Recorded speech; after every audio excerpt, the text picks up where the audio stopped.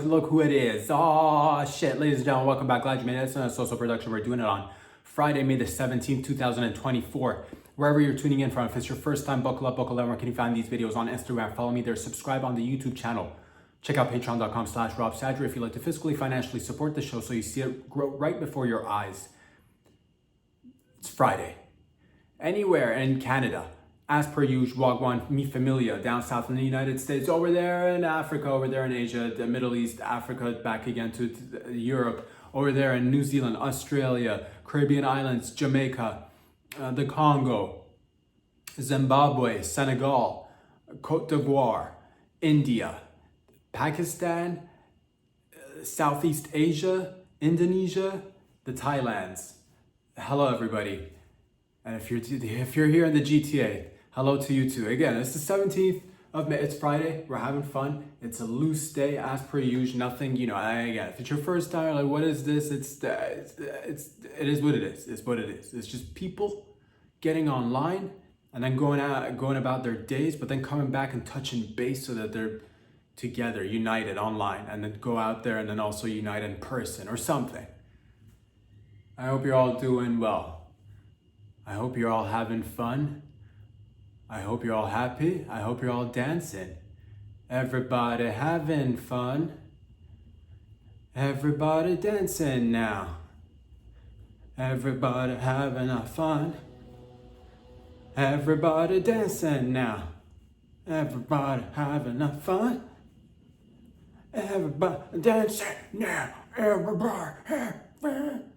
Everybody dancing now. I said everybody having a fun. Everybody dancing now. Everybody having a fun. Everybody dancing now. Ladies and gents, boys and girls, it's Friday. Let's get caffeinated a little bit. Let us get caffeinated. Feel the goodness of the beans, of the juices of the earth, essentially.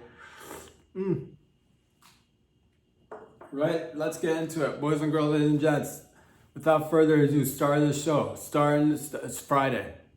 Let's start off and let's have some fun. I'm imagining things as you are also imagining things, with the ways that we could be living, the ways we are living, parallel universes, alternate realities, where things that we do here that are AKA normal over there are not so normal, and then reverses. What are we talking about? What if just everyday activities, human behavior, what if they switch spots? I'm talking regular things with non-so-regular things. Let's switch it up. What if there was a society? What if there was a realm? What if there was a world? Right? Where instead of handshakes, they did the sex, and instead of the sex, they did the handshakes. That's what I'm proposing. What if it happened? It could have easily happened right here, but that's the thing. We decided that the sex is for the privates, and you keep it between, a few selected people. 1, 2, 3, 4, who knows? However many, but that's what it is. You do it in the privates, and it's like one of those things where it's like, okay, the sex is and it is, and that's the way that's the agreement. That's the societal agreement that we've made. Handshakes almost for everybody. You meet somebody, you shake their hand. Nice to meet you. You put a fist forward, your palms open to the side, and shake their hand. That's normal, men, women. It's a sign of recognition. I recognize you, I see you. Let me grab your hand, let me squeeze it a little bit, gently, but not too gently. A nice firm handshake goes a long way. Whether you're going out there for a job interview, whether you're just meeting your new in-laws, whether you're meeting your co-workers, whether you're meeting new friends, new acquaintances, a handshake, it's been going on for thousands of years, hundreds of thousands, if not millions of years. Who knows how long? Who invented the handshake? It's one of those that nobody wrote it down. It's like, such and such invented the handshake. No, but it's one of those societal things. And why the hands? Why did we decide that we're gonna grab the palm of each other's hands, squeeze it, hold it, maybe make eye contact for several seconds? And that's the thing. And that nobody talks about. There are no rules of handshakes. Nobody wrote down how long you're supposed to hold on to a hand. Nobody even said, like, how do you even hold, it's relatively it's hands forward, right? Like this, and then you should. What if somebody shook hands like this? It's very much similar to the way we grab our gats, right? Like, regularly gats like this, but like cooler version of grabbing the gat is from the side or upside down or all the way around. And same with the handshakes. What made us go? Is it a matter of convenience? Are we sacrificing, quality for convenience? Because we could have had way better handshakes. But that's the thing. We've decided on that. I don't know who wrote it down and then ripped it apart or burnt it. The manuscript is gone. So now we're just, how long do you hold on to a hand? 1 second? Half a second? Even 1 second. That's the thing. If you count it, it actually is quite a bit of time. 1. Hold on to somebody's hand and count 2. 3. And but that's how long, but like 4, 5. How many seconds do you hold on? Do you hold on were handshakes longer in the past? That people shake hands for like 20, 30 seconds? 40 seconds, 40 seconds of shaking someone's hand. And did they grab more of the arm? Did they grab a forearm? Did they grab a wrist? Did they grab did they cup the hand with one hand and then shake it with another? And that's another sort of handshake you've seen. You see, like, sometimes, people, you grab a hand and then you cup it. You grab the hand of somebody else and then you cup it and then you shake. Some people I've seen, they grab the forearm.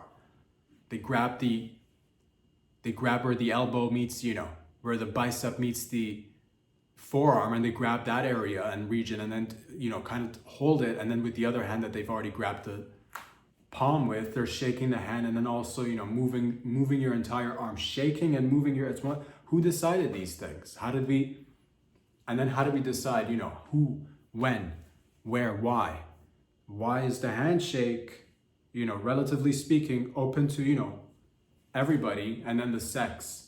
You keep that for but what if it switched? What if regular acquaintances, you were, just, 30 pumps, regular, you meet somebody, 30 pumps, you jump on a vag, you jump on a cack, 30 ups and downs. You don't necessarily need to come, but you need to be there. You need to be there. But who decided that? And I just want to know, if you invented this, if you know somebody who invented this handshake, please leave a comment. If you know who decided that, handshakes, public, sex, private. But what if there's a society out there that we don't even know about? What if in the depths of a jungle under somewhere, maybe a group of people that we've not even encountered in some sort of dwelling deep down inside the who knows where, that we've never, and that's what they do. They meet each other and their hellos, their handshakes are actually, a nice, let me blow you for a second. That's hello, nice to meet you. And that's when because the handshake, you don't need, because you shake hands with almost anybody. But how do you really know? It is still intimate. It's one of those things, you shake a hand. It's like, we've agreed we're gonna be meeting. We are, acquaintances to some degree, maybe even closer. But so switch it up. That's what I suggest from now on. If you meet somebody, you're like, man, I'm tired of regular handshakes. Switch it up. Sex for the public, first time, second time acquaintance. Handshakes done in privately. And then you have all sorts of rules and accommodations as to how you go about shaking hands in the private. You bring them over. You're like, I don't know, lady. I don't know, fella. I got to get to know you before we shake hands. That's an intimate act of flesh on flesh. Skin on skin, palm. Do you want to go palm to palm on the first time we meet? I don't know, dinner first or something. But think about it. Let me know what you think. If you've already established this in your life, you are way ahead of the curve. Good for you. Congratulations.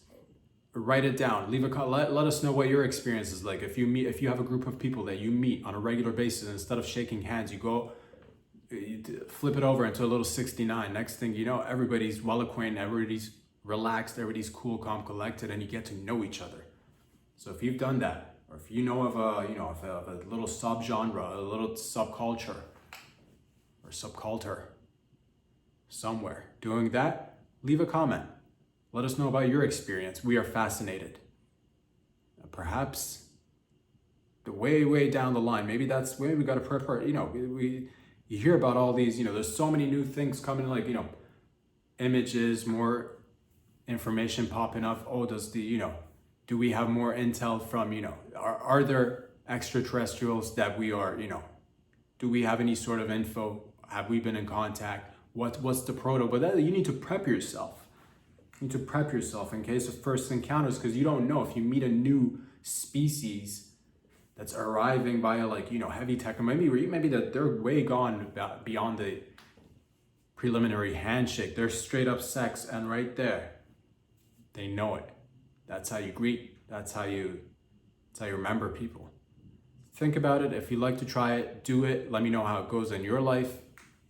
And if you've been doing it, again, congratulations to you. Way ahead of the curve.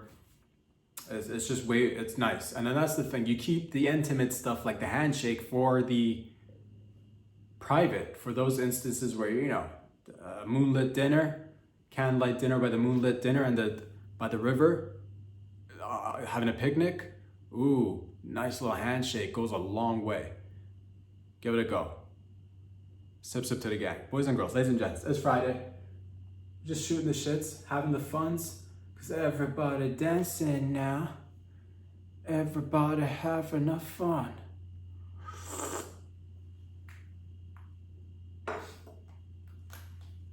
You can't handle it, I'll tell you that. You can't handle it is the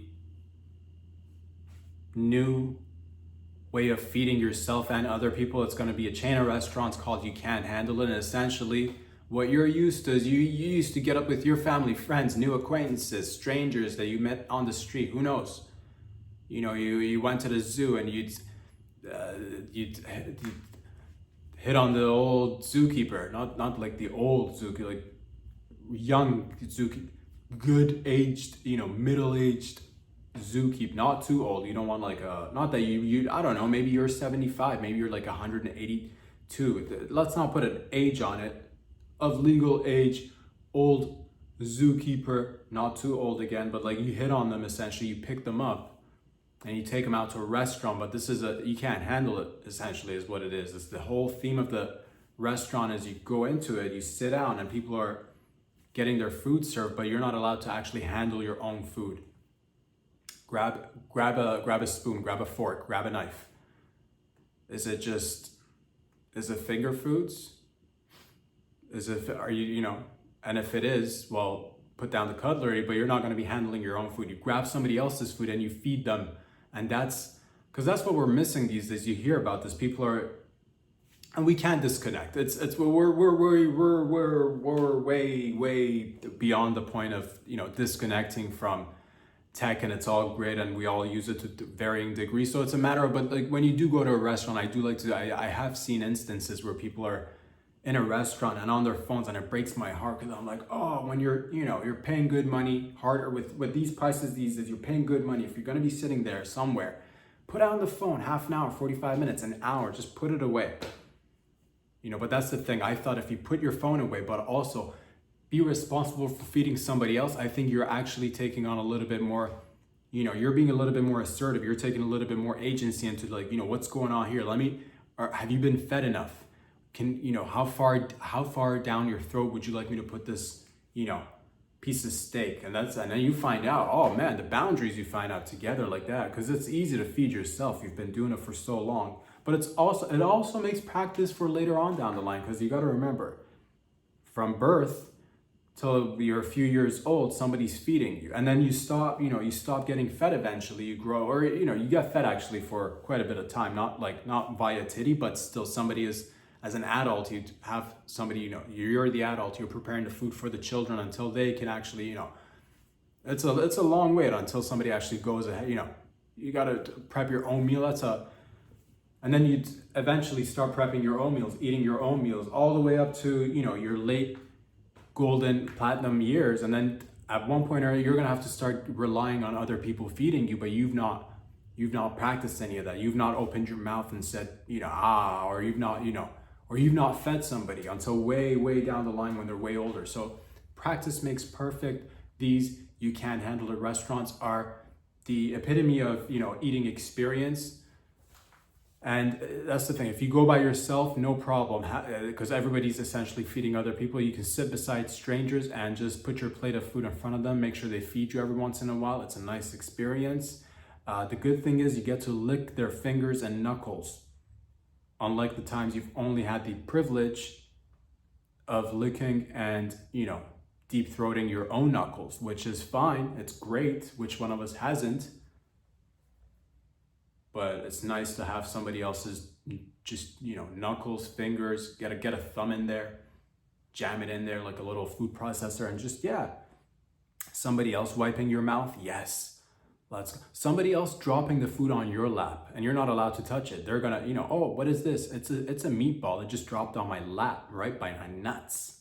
Oops. I'm afraid somebody's gonna have to get this. Teamwork. Because it's easy for you to be like, oh, Butterfingers, I'll grab this and it's my nuts, my meatballs, no problem. Have somebody else do it. What an experience. What a privilege to be amongst friends, amongst lovers, amongst, feed me and I'll feed you. That's the way it should be. Just people's dirty fingers in your mouth. How delightful.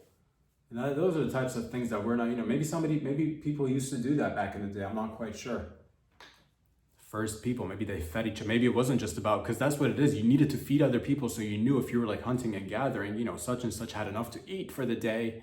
So you'd be shoving a zebra leg in his face. Just eat this. Come on, Tyler. You're gonna need it for later on, man.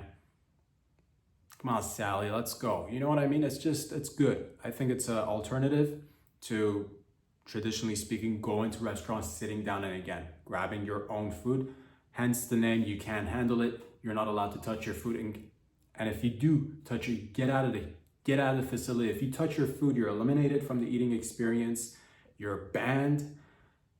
That actually is not a good business model. Never mind. You will get a stern, you will get a talking to. Let's just put it, people, maybe not so much of it. You will be shamed.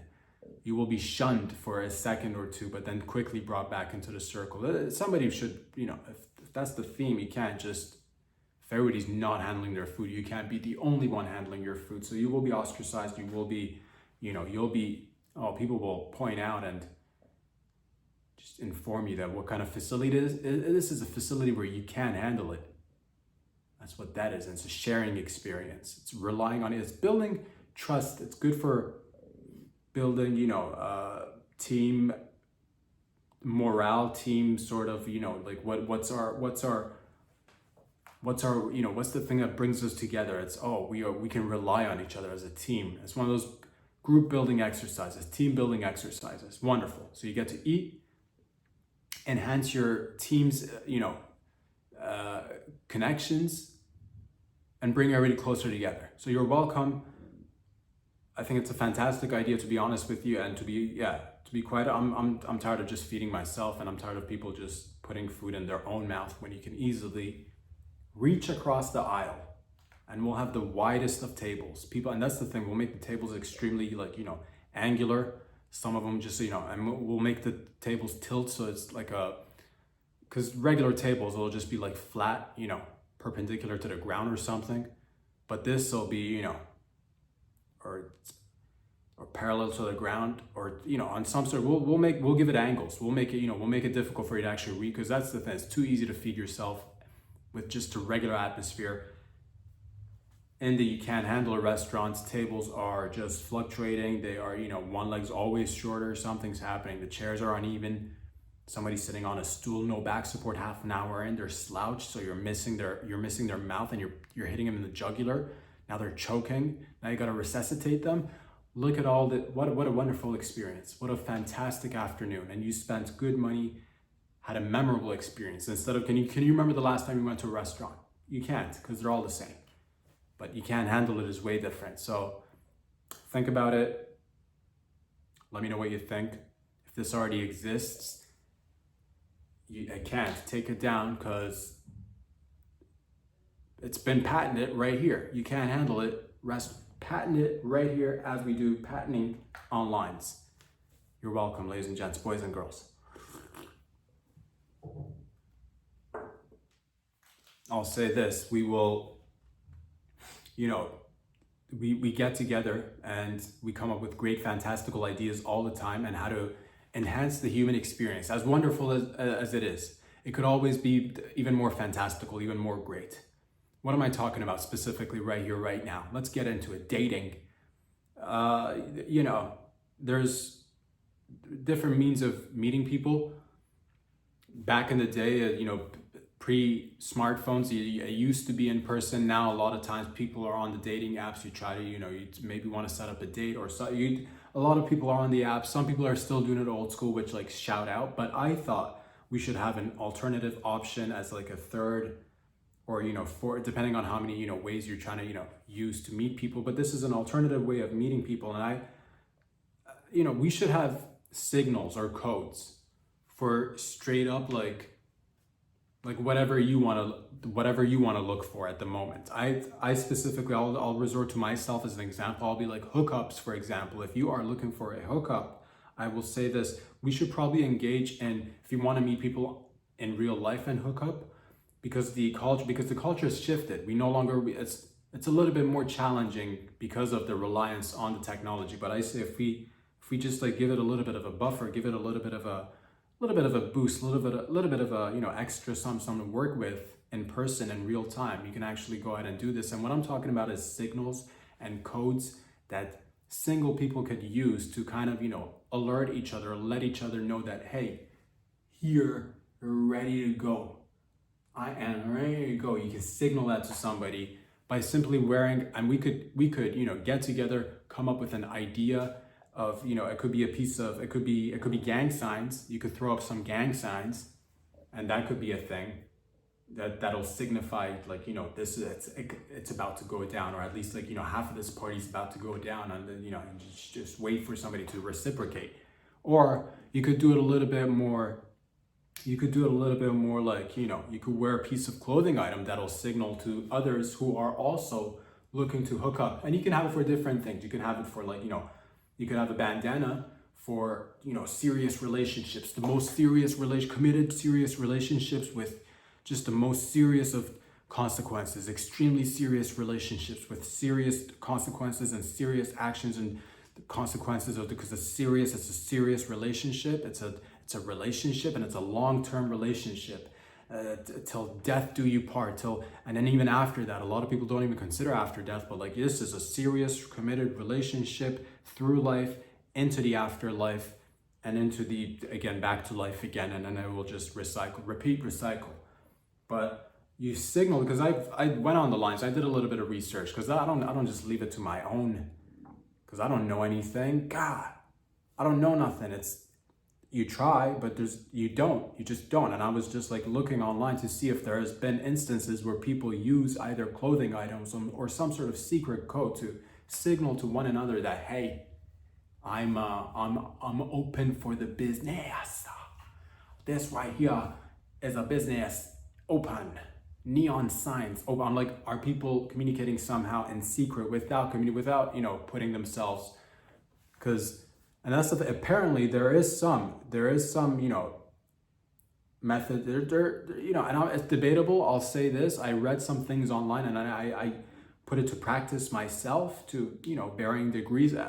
For instance, they said that apparently if you go to the grocery store, and the way I didn't know this up until just recently. I didn't know, but apparently the way you handle your produce may be signaling to others that you're actually down to hit it. You're down to eat that poom poom. You are down to deep throat a banana. You are, apparently it does. I didn't know this, but apparently so here are a few items that I picked up that I will have I spent way more time at the grocery store? Yes. Because I read that apparently if you grab a banana and hold it upright, and you look around and you look at people. If you hold a banana upright, it signals to others in code without you saying anything. Holding a banana upright says that hook up energy. Let's go. I don't know how it didn't go, as it just went as far as hold the banana upright. So it didn't, I don't know what comes after that to have the signal reciprocated. So do you then look for another person with a banana that's being held upright, or are they supposed to grab the top of your banana now and hold it a few seconds? It didn't get, we need more research on this essentially, because I spent a good amount of time at the local groceries just handling fruits. I don't even like fruits. I barely eat any. I'll tell you this, I was holding on to bananas, upright bananas. And again, it says if you put it downwards, it's like, no, I'm not down. This is not happening. So another one that I did not know this, but I now found this out. Apparently, if you take a pineapple, hold it upright, and then place it upright in your shopping cart, it signifies you are open for business and potentially swinging. Apparently that's a thing, according to the internets. So your boy, just a banana in his hand and an upright pineapple in his shopping cart, walking around. Hours, days, months, years spent inside a grocery store because I read something online, and I'm just like, so either people, we need to speak on this matter because it is important so that others know to handle your fruit properly. First of all, you could not know this, and you could be signaling to somebody that you're a swinger, or you're down to fuck tonight. You're just looking for some potassium, and here's this lady, here's this fella just, holding on to your banana. Next thing you know, you're caught in a fist fight over bananas, and sure, that may lead to an evening of fisting nonetheless, but it's good to get ahead of it, nip it in the bud, and come out there with a clear signal. I, for one, think that we should just, go with something a little bit more, because fruits and vegetables, that just limits us to I'm not always gonna go spend a year in the grocery store. We're looking for, so just maybe back in the day, people used to, I did watch it in a movie actually, cruising. That's how gay people back in the day signaled to each other. You'd wear a bandana, to hang a bandana, but that's just for the gays. What about the straights? So, from now on, we should signal to each other wearing something, just straight up, because if you don't want to go through the, traditional means of, everything's evolving, everything's changing. The things that worked in the past no longer are applicable as much today. It's evolving, it's changing, So all I'm saying is great. The bars, the chit chats here and there is fine. The onlines is fine, but I'm saying maybe an earring, just a loose, maybe wear a shirt with like a little pocket on the side and have a little bit of a condom just like popping off from the side. Maybe if you see somebody, just like clap 3 times, and that's kind of like a signal that yes, down to hookups, down to hook downs, down to smash, down to eat some veg, down to swallow some human fluids, bodily fluids, down to, that regular stuff, typical regular stuff, down to take a couple of ounces of vaginal fluid right to the eye, down to go get lost in the bush, down. But we should have either, bandanas. I don't know if that's been, because I don't think that's a thing anymore within the gay community. I think we could probably take over that. If we could just, and I'm not saying gay people shouldn't use bandana, but I'm just saying you should, there's so many colors we could all use, just like straight up hookups. And then that's when you start, bandanas could be a little bit tricky, because next thing you know, you might be unintentionally getting yourself involved in some gang activity. I don't want you to go out there looking for a hookup, and the next thing you know, it's 3:30 in the afternoon, and you're already initiated into the Crips or the Bloods just because you were wearing some colors. It doesn't. I'm just saying. I don't even know if the Crips and Bloods are still doing I've been far removed from, I never was, but you're younger, you read a couple of things, you have a couple of, it's whatever, it is what it is. All I'm saying is maybe a signal, maybe a necklace, maybe a earring, maybe a sound you could make.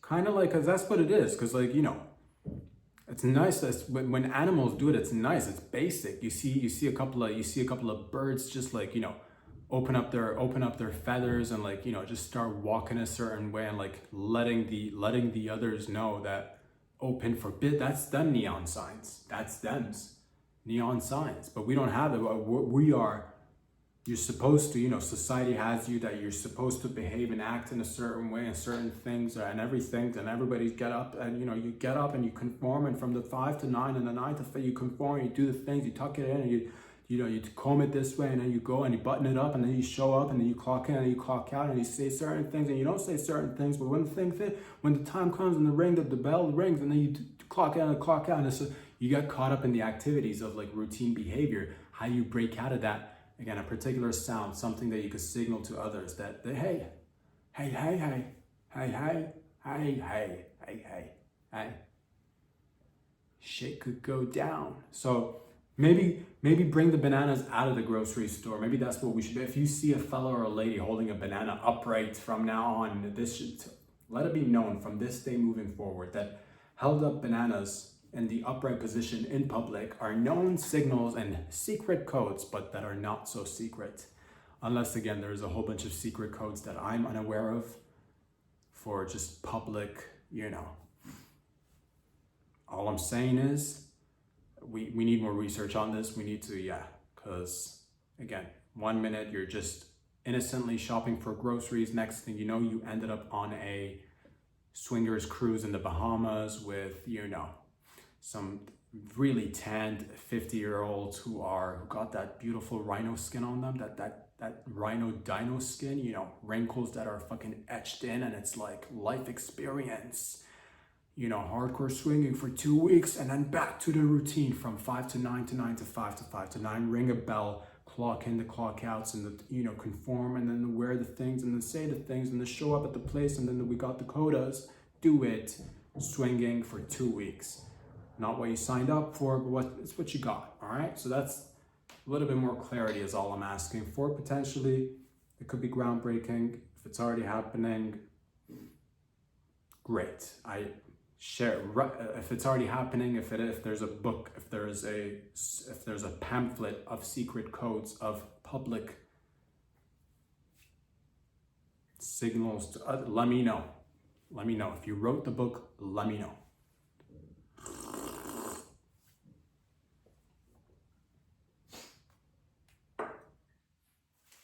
The bubblegum competitions are going to be amazing. I don't know if you've heard of this or not, but it is a new thing. Maybe it's so new. Maybe it got, maybe we did it together. Maybe we created it together. The bubblegum competitions. Well, you like chewing bubblegum, don't you? Yeah, you do. Yeah, you do. You like chewing gum, don't you? You like blowing bubbles, don't you? You like balloons when you were growing up. You like to hold on to balloons, especially if they were filled with helium, right? Yes. Especially if they defied gravity. Yes. You like all sorts of balloons and bubbles and all that magic. But what if I told you there is a new space opening up? A whole new world of possibilities where men and women can experience blowing the largest cum bubbles and competing with each other to see who can out-bubble the others. Who can blow the biggest cum bubble? Men and women, I don't care what body part you use. I don't care how you do. I don't care if you take it in the mouth and then blow a bubble.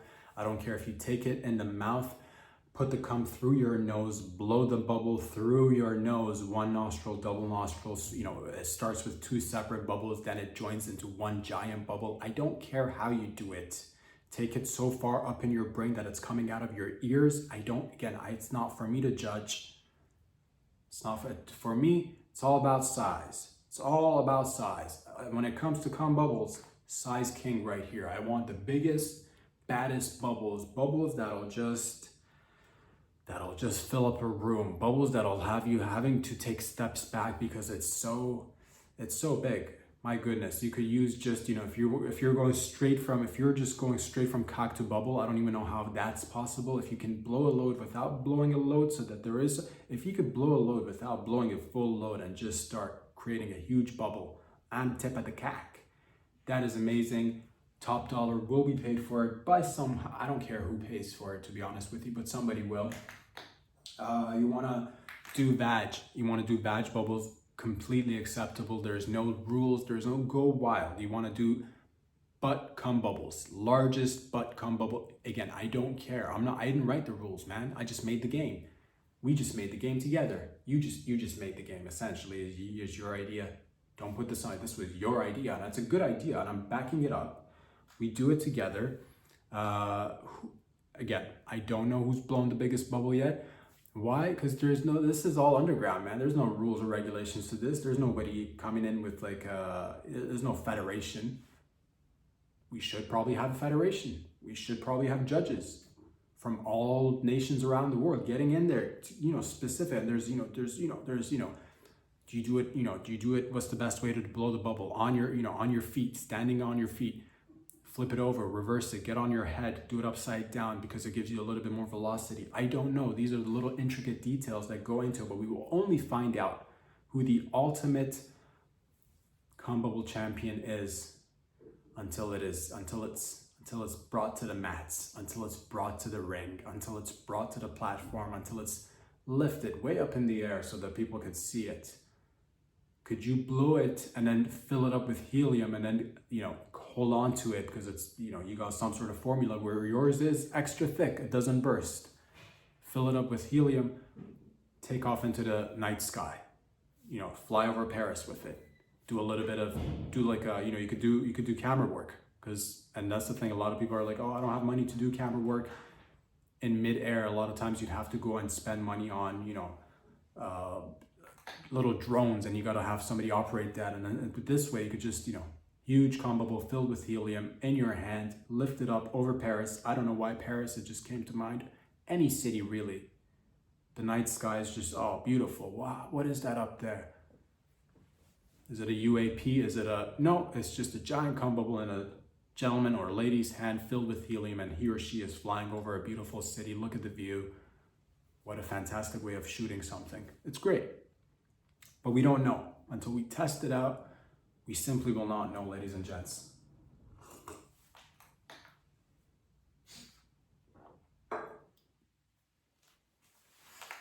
I'll say this, I am always amazed at the ladies and gentlemen, the boys and the girls. I'm always amazed at the people who work in washing machines and dryers. The people who, when you go and fill up your washer and dryer with your clothing items that have either been washed or dried, but there's a person inside your washing machine. How do they do it? How does that person take all, 8 to 12 hours of you open the lid, you open the door to your washing machine, and there's a person in there doing different cycles: cold water, medium temperature water, hot water, extremely hot water, really, oh, this is so hot, it's most hot water. And then you fill that bad boy up with detergent and bleach and all sorts of, chemicals that clear. And then this guy's in there, or this lady's in there in the washing machine, making sure your clothing items stay separated, making sure that they are, they're being spun properly. Because sometimes the machines might, if there's no person in there, we've had that happen. Oh man, how many times do you come back to the washing machine and find your clothing items all entangled into, and it's, ugh, get out of here. But that's the beauty of it. There's these beautiful men and women who get into the washer and dryer and do spin after spin after spin. How do they do it? It amazes me.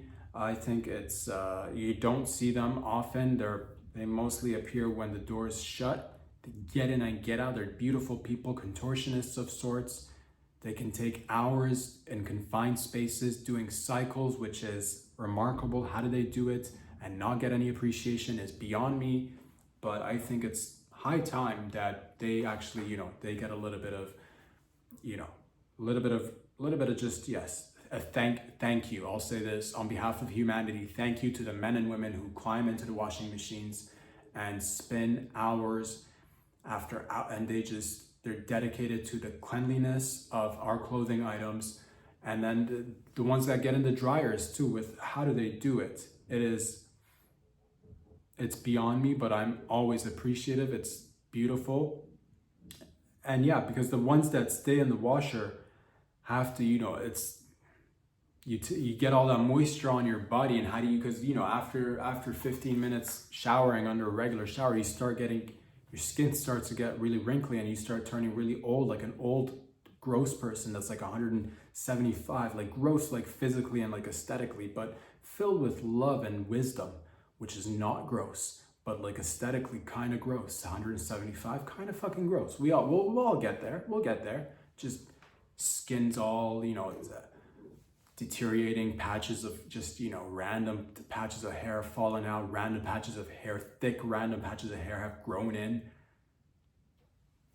So all I'm saying is, how do these people inside the washer not get wrinkly skin is beyond me. The ones that are in the dryer, how do they, you go walking on the beach on a regular day and your feet are burning from just the heat of the sun on the sand. It's like, oh, this is outrageous. But these people for an hour inside the dryer, spin cycle, spin cycle, spin cycle, spin cycle. How do they do it? Beyond me. Defies the logic of physics, but I, for one, am not to question your beautiful work and say, hey. I just say, thank you. So that's what I'll say in regards to washers and dryers and the beautiful people who occupy them. And next time, that makes sense. It makes sense that you gotta, you need people to do the certain, I don't know how they do it. I can't do it. Physically for me, I would, they don't even throw up. There have been maybe a few occasions where they have to, but like, again, it doesn't happen often, does it? Doesn't.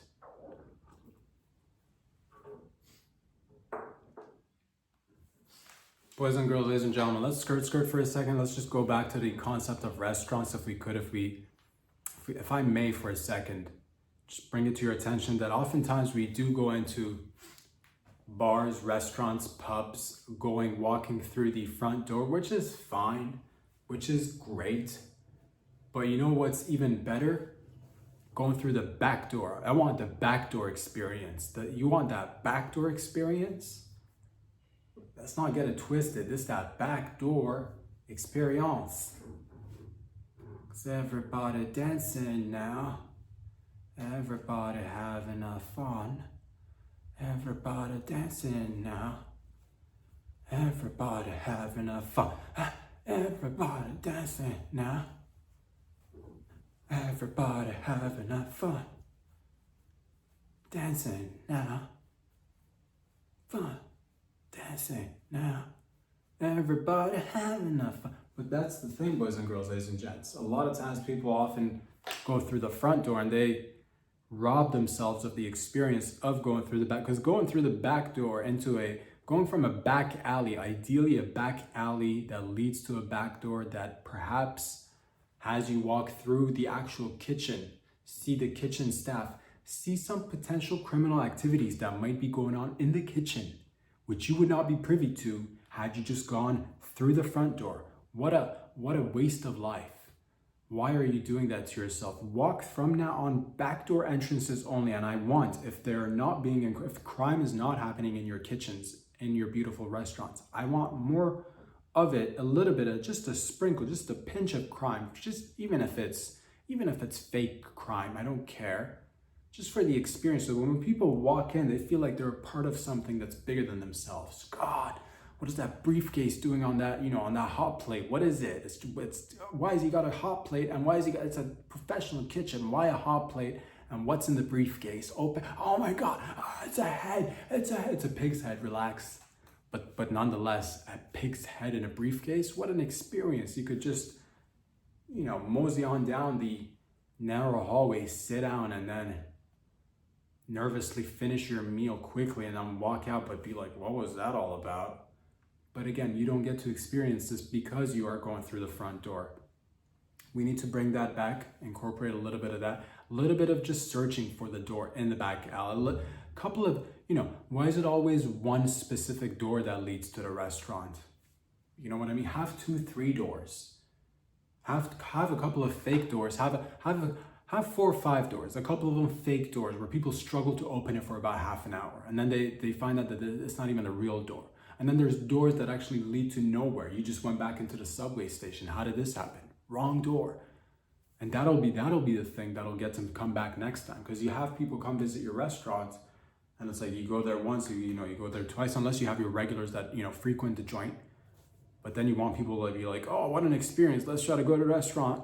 and not be able to get in, or actually end up in, oh, have you been to the restaurant that you try to get in and end up in the subway? What a fantastic experience. What a beautiful, lovely experience. And again, if you could just fill the kitchen area with some sort of, just have some sort of, have like a beautiful Asian fella decked out in like, kung fu gear, just with, flipping mysterious, oriental beads between his fingers, and just like, is he a chef? Is he not a chef? Maybe. The rat tail is nice. Maybe have a couple of beautiful, just Italian suits on a couple of people who may or may not be Italian, and who cares? Just have them wait outside, and like have them play with matchsticks, just taking out matchsticks and playing with matchsticks out of matchstick boxes. Have them roll cigarettes really like old school, because nobody really rolls cigarettes anymore. Who would, unless you're like it's rare, but have these beautiful men dressed in Italian suits rolling their own cigarettes, and perhaps every once in a while just maybe one of them has got a toothpick between his, why not? A top hat, yes, let's go. Maybe a little fedora, I don't know. I'm just saying, add to the experience, because again, with the prices and everything, it's just, it is a lot. You just want a little bit more bang for your buck. I think a little bit of, again, either real or fake criminal activities in the kitchen area. I'm not too peculiar about if you're actually already doing the criminal activity, make it to use. Why not let people in on the know, so that everybody could be like, yes, this joint, yes. There's a giant fella who's not a chef, but he is just, he's just butchering stuff. What's he butchering? Who knows? Lots of, you got lots of large hooks used for, hanging the large pieces of meat, but it's a vegetarian restaurant. So you start questioning, why are there large hooks for meat when this restaurant's just pure vegetarian? Oh, what an exciting experience. And what happened? You just went through the back door. And again, don't rob yourself of the experience telling yourself, I must go through the front door. Hello, it's so nice to have somebody at the front door greet you. Have nobody greeting you. God, what an experience. Now, what an exhilarating eating experience. You're welcome.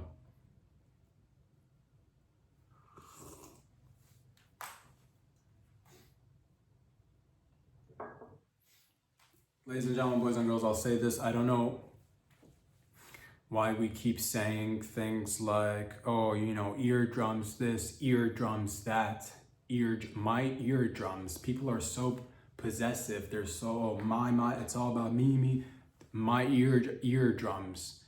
First of all, I don't care whose drums they are, but first, I'm asking the questions today, man.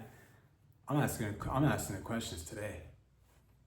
Who put these drums in the ears, first of all? Has anyone seen the drums in the ears? How do you sick fuck, how do you fit drums in ears? What kind of sorcery are you trying to pull over people's head? What is the small? I could barely,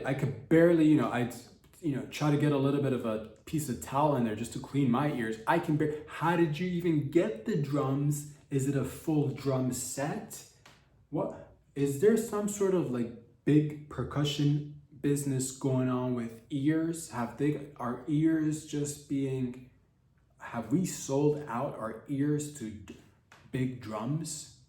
Is that, and who are these men and women that first you gotta have the drums in the ear out where first it doesn't even make, first that's okay, I don't even know how you do that, but then you need people to actually operate the drums, which is even, and not just one, we're talking 2 ears, 2 eardrums, and so you have 2 people inside your head playing the drums in your ears.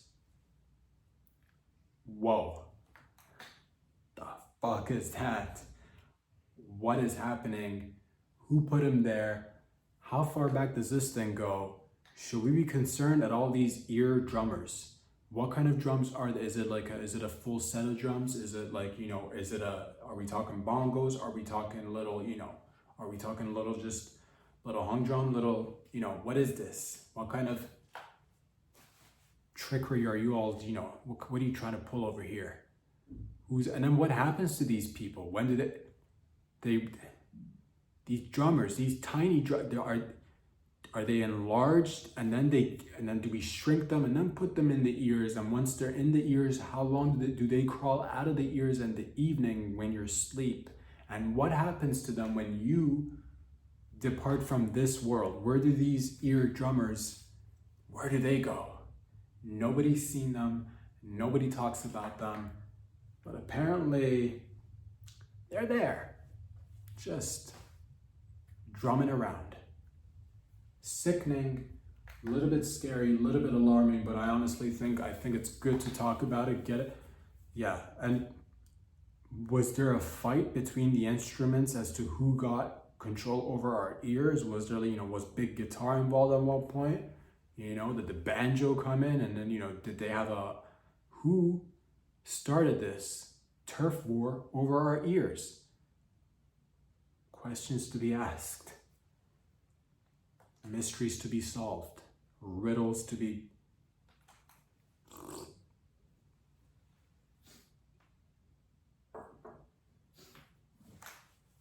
Ladies and gentlemen, boys and girls, hush puppies, who are these? You've heard of this term, hush puppies. I've only heard of it, of course. I've not seen them. Where are they? How do they operate? Is somebody behind this whole hush puppy? What are these silent dogs? Who are these silent dogs that we are? Because there is sometimes they talk about them in pairs. You gotta get a pair of hush puppies. Why do I need two? And why are these silent dogs so sought after? What makes them so special? Did they take a vow of silence? Are they like monks? Are they meditating? Are they up in the Himalayas in Tibet with the Dalai Lama just licking people? Who knows? All I'm saying is, who are these hush puppies that are silent and yet people love them? And that's the thing. I don't know. Were they always silent? Were these dogs always quiet like in nature? Were they innate, or were they shushed and were they hushed and then eventually they got trained to be quiet?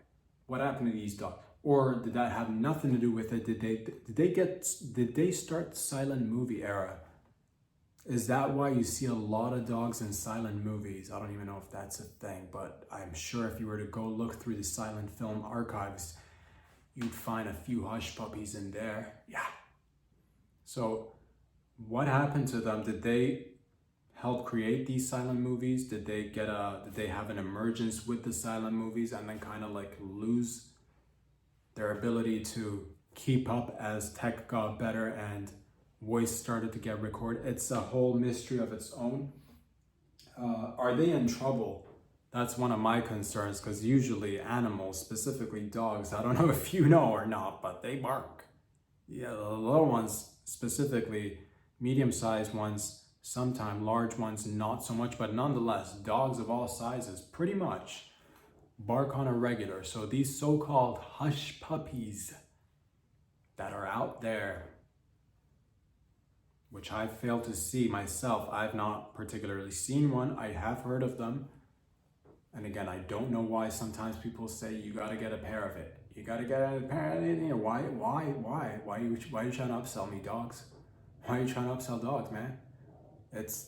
One is fine. I'll take one hush puppy if it's a silent, were they made for, people who, were they made for deaf people, because deaf people would have no use of a dog that could bark? Because they wouldn't be able to hear it. Were they made specifically for deaf people? Did deaf people invent this? Is this some sort of sick game being run by the deaf mafia? Is there a deaf mafia? walking around, signaling to each other, using hand signs and shit. Who came up with this?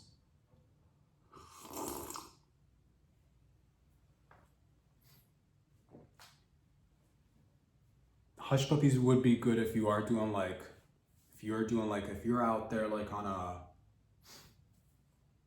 like a secret, like, you know, if you gotta move about in silence, hush puppies are nice to have. All not, but then most of us don't need to move in silence. Most of us could, you know, afford to make a little bit of, but that's hush puppies. Are they like specially trained for, you know, when, who came up with the, why have dogs that can't, you know, if anything, that's kind of, you know, that's, is it hurting them? Did you hurt the dogs to get them to be, how are they trained to be so silent that you don't even see them coming?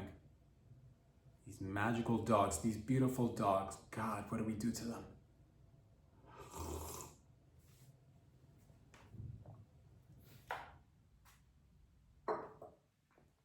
Ladies and gentlemen, boys and girls, I'll say this. I will say that it's been a blast. It's been a fantastic Friday. It's once again the 17th. Thank you for joining me here.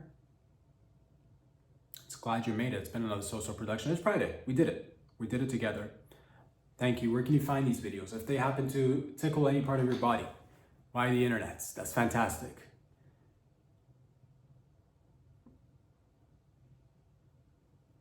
Yeah. And if you want to get them, if you want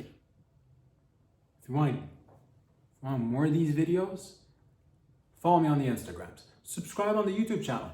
Check out patreon.com/RobSadrian. I'd like to remind everybody out there again, if you're just joining me for the first time, this is an independent little project. It's a little get together that we do on a weekly basis, twice a week. So patreon.com/RobSadrian. You could become a member and support the show. Again, we're relatively new in the whole game of games, but I like games. I like playing. And so player, go to patreon.com/RobSadrian if you'd like to fiscally, financially support the show to watch it grow before your eyes with more enhancements, with more needles filled with all sorts of, I don't know what, to be honest, I don't know what kind of needles and what kind of stuff we'll use. And I don't know if it's like, maybe some sort of like, you know, I don't know yet. I don't know. Just, you know, good stuff. But it takes you and I working together, because that's what it is. Essentially the members of this patreon.com/RobSadrian, the members, you are part producers, essentially, if you will.